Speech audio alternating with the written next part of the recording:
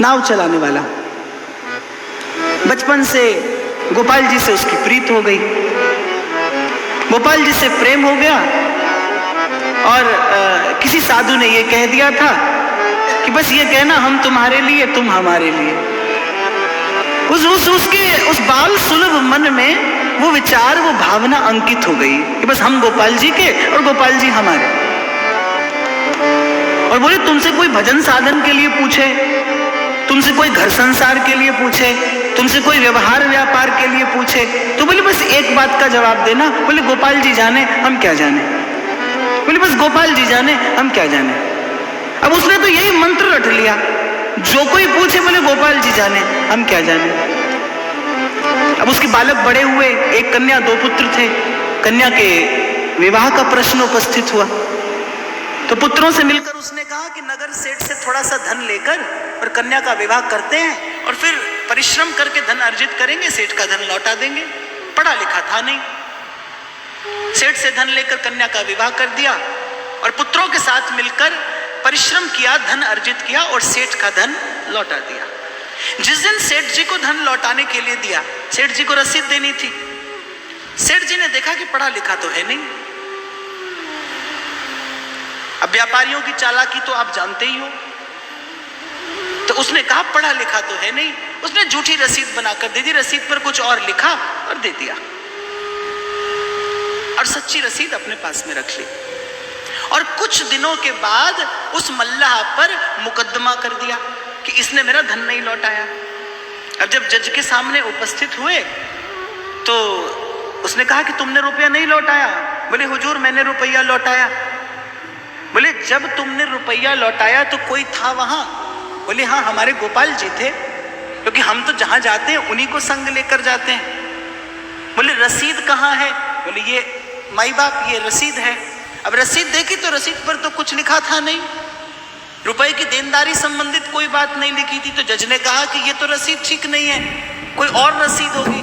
बोले हमारे पास तो यही है, अब असली रसीद के बारे में गोपाल जी जाने, हम क्या जाने। तो बोले कौन है ये गोपाल जी? तो बोले हम उनके हैं, वो हमारे हैं। तो बोले कहाँ रहते हैं? बोले जहां हम रहते हैं। बोले तुम कहाँ रहते हो? बोले जहां गोपाल जी रहते हैं। अब जज समझ गया, लेकिन कहते हैं सच्चाई की अपनी एक चमक होती है, सत्य का अपना एक आभा मंडल होता है। जज संस्कारी था, वो उसको विचार करना पड़ा कि ये व्यक्ति झूठ तो नहीं कह रहा है, कोई ना कोई रहस्य तो है। तो जज ने क्या किया? जज ने कहा कि जो इस लेन देनदारी के गवाह है उन गोपाल जी को बुलाया जाए। जज ने गोपाल जी के नाम के सम्मन जारी कर दिए। अब जो सम्मन ले जाने वाला था वो पूरे गांव में डोल रहा है। बोले गोपाल जी कहाँ रहते हैं, गोपाल जी कहाँ रहते हैं। बोले क्यों, उनके नाम के सम्मन है। गांव में एक ही गोपाल जी का मंदिर था। अब मंदिर के पास जब वो पहुंचा, कचहरी का आदमी, पुजारी समझ गया। पुजारी को ये सब घटना मालूम थी। उसने कहा हाँ भैया यहीं आओ, यहीं रहते हैं गोपाल जी। और पुजारी ने भगवान के नाम से दस्तखत करके और संबंध ले लिए और भीतर जाकर भगवान के चरणों में संबंध धरकर कहा, बोले प्रभु आपके लिए सुंदर वस्त्र आभूषण आते रहे, आज ये बड़ी विचित्र भेंट आई है, स्वीकार कर लेना। पुजारी ने तारीख देखी कि कौन सी तारीख पड़ी है, और जो तारीख पड़ी थी पुजारी ने उस दिन भगवान का सुंदर श्रृंगार किया और हाथ जोड़कर कहा, प्रभु आपके अतिरिक्त तो उसका कोई नहीं है, इसलिए जाइएगा जरूर।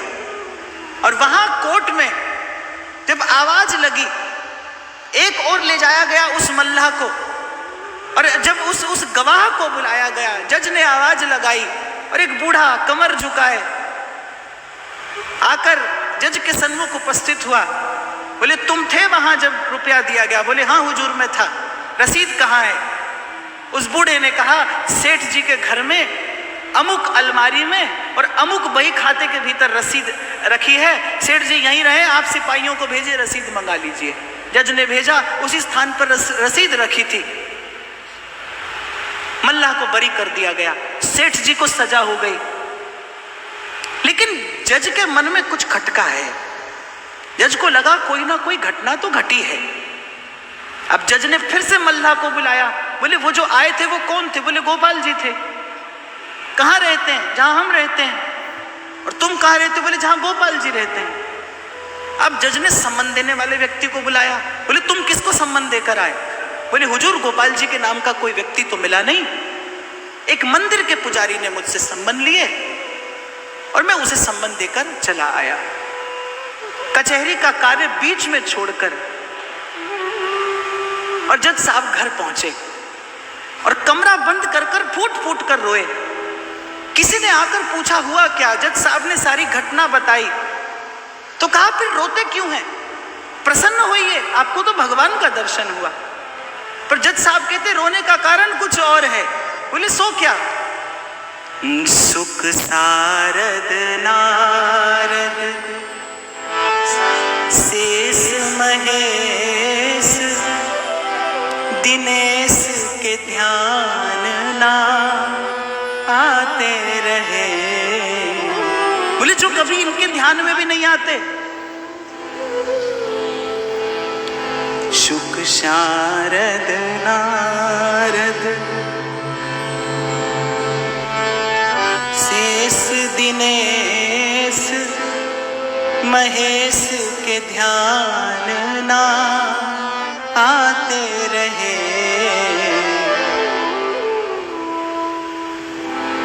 सोई ईस अदालत में सन्मुख मल्ला के गवाह कहाते रहे। जज साहब कहते जाएं और रोते जाएं। घर के लोग संभालने का प्रयास कर रहे हैं कि रोते क्यों हो?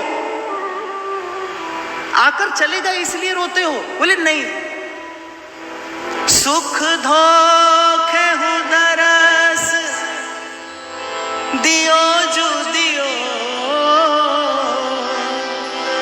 और दुख ने कहूं नाही जो जाते रहे। मुझे ना तो उनके आने का सुख है ना जाने का दुख है, तो फिर रोते क्यों हो? जज साहब के धीरज का बांध टूट गया। मैं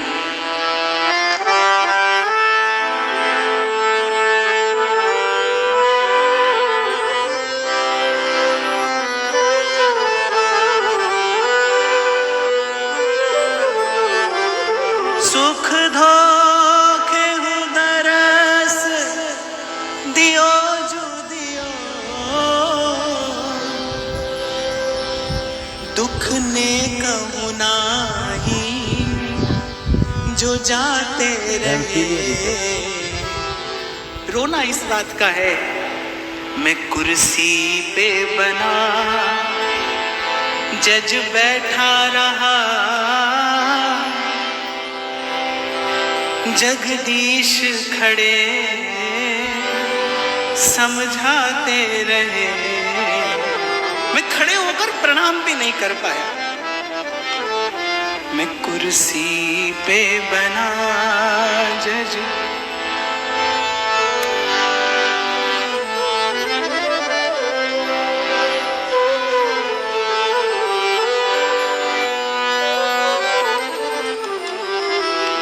उसी दिन से नौकरी छोड़ी, वृंदावन धाम आ गए। आज भी वृंदावन के लोग उनको जज स्वामी के नाम से जानते हैं। पूरा जीवन कैसा भजन किया कि जब श्री ठाकुर जी का दर्शन खुला रहता था कभी मंदिर में दर्शन करने नहीं जाते थे। जब दर्शन बढ़ जाते थे फिर मंदिर के आंगन में लौट लेते थे कि भक्त और संतों के चरण धूल अपने माथे चढ़ा लूं। कोई पूछता था दर्शन क्यों नहीं करते? बोले दर्शन करने योग्य मैं नहीं हूं, मैंने इस जीवन में बड़ा अपराध किया है। मैं कुर्सी पे बना जज बैठा रहा, जगदीश खड़े समझाते रहे।